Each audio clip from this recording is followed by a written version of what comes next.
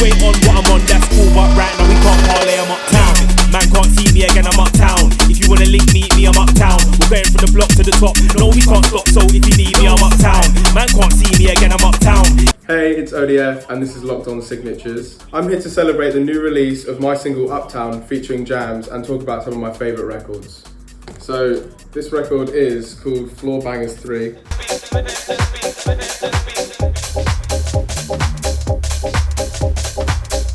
Honestly, other than that, I have not a clue who it's by. Unfortunately, I'm not too sure who Floorbangers is or if it's a series of records or whatever, but this is probably the most commonly played record in my sets at this moment in time. It's like a lovely rolling greasy tune with like nice stabs and a nice vocal sample, and pretty much one of my favorite tracks to play at the minute. I got this at Crazy Beat Records in, I think it might be in Upminster. Me and my friend took a trip there quite a while ago actually. Ended up spending a fair amount of money, but the records there are really reasonably priced and stumbled upon this absolute beauty.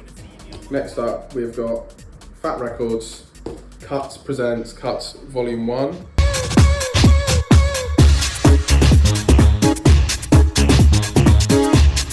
It's just unreal, to be honest. It also crops up in my sets a lot. It's just got everything quintessentially ODF in it, in my opinion. Got this one at Flashback Records in Shoreditch. A lot of my records are from there, I'll be honest. But that is also another track that features in my sets very heavily. 1994, one of the best years for house music, in my opinion.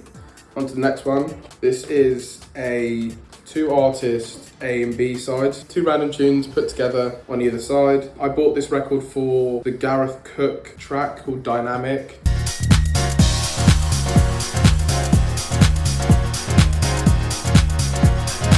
I cannot remember for the life of me who played it, but I heard it. I took a video very cheekily in the club, put it on Identification of Music, which is one of the best music groups. Loads of members from all different walks of life, and they all have loads of different music tastes. It was on the Facebook group for several months until someone went back on it and said, oh, by the way, it's this track and it's being repressed soon. Instantly got it, and sometimes I open my sets with it because it's really nice, quite slow, quite a nice piano tune, really nice. This one here is also from Crazy Beat. This one has a special place in my heart because the second track, Big Up V.I.P.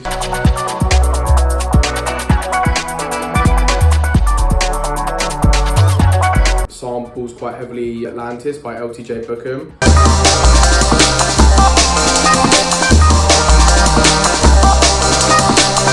Which is one of my favourite jungle tracks. I used to play jungle a lot more, came up sort of in my childhood listening to drum and bass and jungle, so this is a nice callback. Also quite a chill tune. For me, when I play it, I'm like, oh yeah, I like this because it's jungle, but it's also a warm-up tune, so I'm like, it's quite groovy. Jungle roots for me.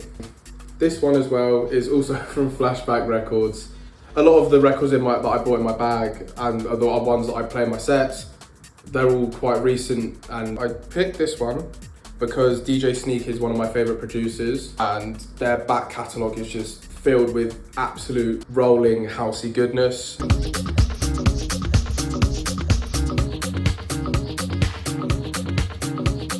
I couldn't even pick a favourite track on this EP. They all have a moment that they can fill in a set. That's pretty much what I have to say about that one. This one as well, Felons, Felon 5.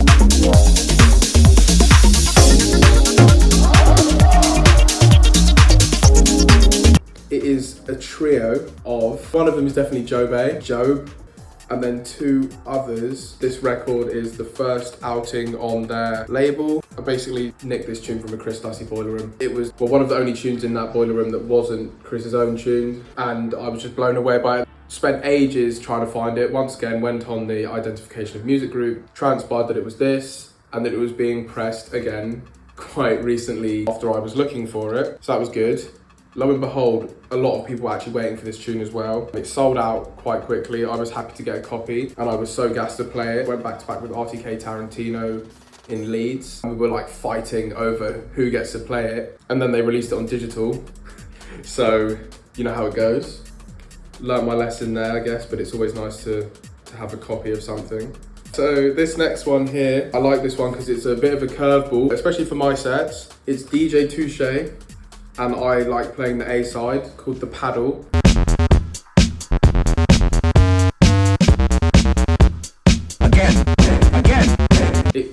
features a sample of like a paddle smacking what appears to be someone in whatever way you may want to interpret that. It's like a really nice electro-y, wiggly track that it does catch people off guard. I saw clips of Papa Nugs playing this at Gotwood last year and I just had to have it. I know that some people sort of say try not to take records from other people, but at the end of the day, gatekeeping, I don't really think it's how the music industry should work. The music's there to be shared.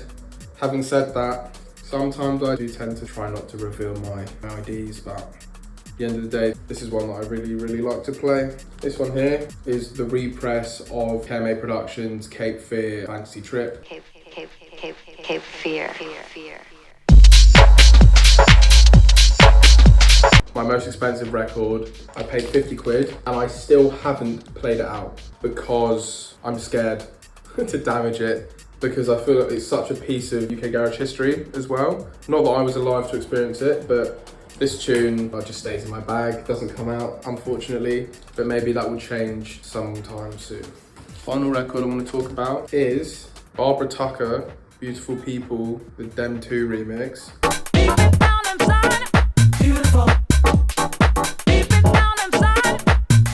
Deep Inside by Hard Drive sampled this track.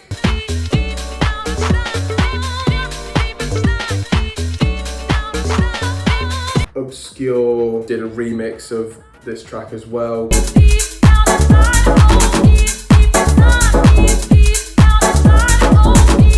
Before they started doing their stuff that they're doing now, they were making some really, really cool deeper housey stuff that I used to play a lot. But on the sleeve, it says, the Grant Nelson Project, Step to Me. Thing is, on this record, only this side plays. The other side, it looks like it has grooves, but it doesn't. I thought it was a Grant Nelson tune, I was like, yay. But it was this one, and I'm still equally as happy because I was gifted it as well by a promoter at a gig. It's a great track. I feel like you can go from the warm-up stage of the night to something a bit more bouncy with this because it's stripped back enough to be something that could be played early, but also bouncy enough that you can definitely take it into a different tone. And these are the records that I've picked to speak about.